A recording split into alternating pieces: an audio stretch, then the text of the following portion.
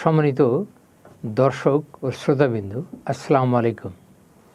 আজ একটা নতুন বিষয় আলোচনা করার জন্য আপনাদের সামনে হাজির হলাম।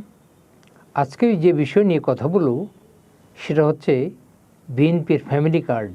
আপনারা সবাই জানেন যে ফেব্রুয়ারি মাসের এই মাসের 12 তারিখে জাতীয় নির্বাচন অনুষ্ঠিত হতে যাচ্ছে এবং এই জাতীয় নির্বাচনকে কেন্দ্র করে বিএনপির চেয়ারম্যান জনাব তারেক রহমান ফ্যামিলি কার্ড নিয়ে প্রায় কথা বলছেন। এখন এই ফ্যামিলি কার্ড নিয়ে আপনাদের সামনে আমার নিজস্ব মতামত তুলে ধরব।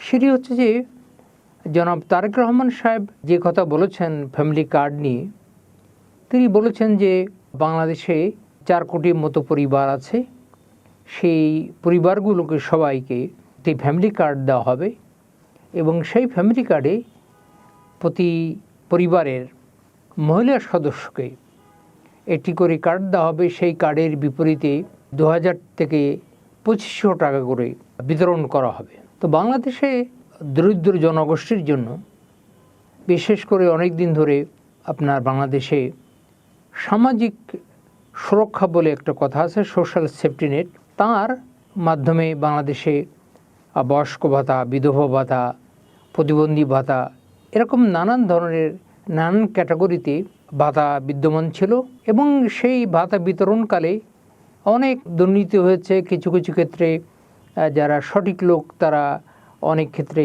সেই ভাতা পেয়েছে, অনেক লোক আবার বঞ্চিত হয়েছে। এখন এই যে ফ্যামিলি কার্ডের কথা বলা হচ্ছে, তারেক রহমান সাহেব বলছে এই কার্ডের এগেনস্টে যে প্রতি ফ্যামিলির মহিলা সদস্যকে 2000 থেকে 2500 টাকা অথবা ভবিষ্যতে হয়তো 2000 গুণ বাড়ানো হতে পারে, এই টাকাটা বিতরণ করা হবে। এর মাধ্যমে দেশের দরিদ্র জনগোষ্ঠী নিশ্চয়ই উপকৃত হবে। এখন 4 কোটি পরিবারকে যে ফ্যামিলি কার্ড দেওয়ার কথা বলা হচ্ছে, এই 4 কোটি পরিবার অর্থাৎ আমাদের দেশে ধরেন 5-6 জন লোক প্রতি পরিবারে যদি আমরা গড়ে ধরি, তাহলে 18 কোটি লোকের 4 কোটি পরিবার। এখন এই 4 কোটি ফ্যামিলির প্রতিটা লোকই এই 2000 থেকে 2500 টাকা তারা নেবে না, অনেকের প্রয়োজন হবে না।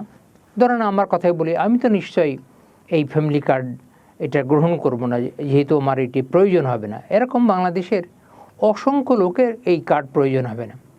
ধরে নিচ্ছি আপাতত ধরেন বিএনপি যদি ক্ষমতা আসে, তাহলে এই জনাব তারেক রহমান সাহেবের প্রতিশ্রুতি অনুযায়ী বাংলাদেশে ধরেন প্রাথমিকভাবে 50 লক্ষ লোককে অথবা কাছাকাছি লোককে ফ্যামিলি কার্ড দেওয়া হলো, তাহলে প্রায় 3 কোটি লোককে এই ফ্যামিলি কার্ড দেওয়া হবে এবং তারা এই কার্ডের মাধ্যমে 2000 থেকে 2500 টাকা করে পাবে। এখন বাংলাদেশে দরিদ্র জনগোষ্ঠীর যে চিত্রটা, সেই চিত্রটা হচ্ছে বাংলাদেশের দারিদ্রতা বিশ্বব্যাংকের রিপোর্ট অনুযায়ী 2025 সালে 22.9% লোক এখানে দরিদ্র লোক ছিল। সেই হিসেবে দরিদ্র লোকের সংখ্যা প্রায় 3,60,00,000।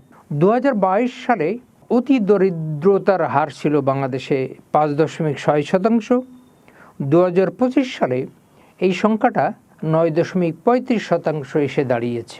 এখন বাংলাদেশে যদি দারিদ্রতা দূরীকরণ করতে হয়, বাংলাদেশের দরিদ্র মানুষকে যদি সহায়তা করতে হয়, তাহলে হয়তো এই 2000 থেকে 2500 টাকা, এই টাকাটা বড় অঙ্কের কোনো টাকা নয়। তারপরেও এইটা যদি সঠিকভাবে শুরু করা যায়, তাহলে 50 লক্ষ লোককে যদি এই ফ্যামিলি কার্ডের আওতা ভিতরে নিয়ে আসা যায়, আমার মনে হয় যে দেশে দারিদ্রতা অনেকখানি কমে যাবে এবং দরিদ্র লোকজন এর থেকে অনেক ধরনের সুবিধা পাবে। এবং পরবর্তী পর্যায়ে যদি দেখা যায় যে এখান থেকে লোকজন সুবিধা পাচ্ছে, তখন এটার আওতা আরও বাড়ানো যাবে এবং যে 2000 থেকে 2500 টাকার কথা বলা হচ্ছে, এই টাকার পরিমাণও হয়তো ভবিষ্যতে প্রয়োজন হলে বাড়ানো যেতে পারে। কিন্তু এখন প্রশ্ন হচ্ছে যে এই ফ্যামিলি কার্ডের কথা বলা হচ্ছে এবং যে পরিমাণ অর্থ বিতরণ করার কথা বলা হচ্ছে, এই কাজটি সঠিকভাবে করতে হবে, নিরপেক্ষভাবে করতে হবে এবং কোনোভাবেই যাতে এই টাকাটা অপচয় না হয় বা এখানে যদি কোনো ধরনের আপনার মিসম্যানেজমেন্ট পরিলক্ষিত না হয় সেই দিকে খেয়াল রাখতে হবে।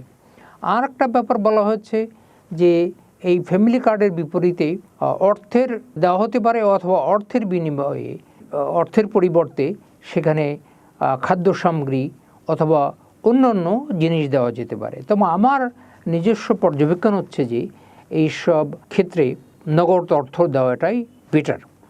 এখন বিএনপির চেয়ারপারসন তার নির্বাচনী প্রচার অভিযানে যে ফ্যামিলি কার্ডের কথা বলছে এবং যে সুবিধা দেওয়ার কথা বলছে, এই সুবিধা দিতে পারলে আশা করা যায় যে এটা কার্যকরীভাবে যদি এই উদ্যোগটাকে বাস্তবায়ন করা যায় তাহলে আমার মনে হয় দেশের দারিদ্রতা কমে আসবে এবং অসংখ্য লোক এতে করে উপকৃত হবে।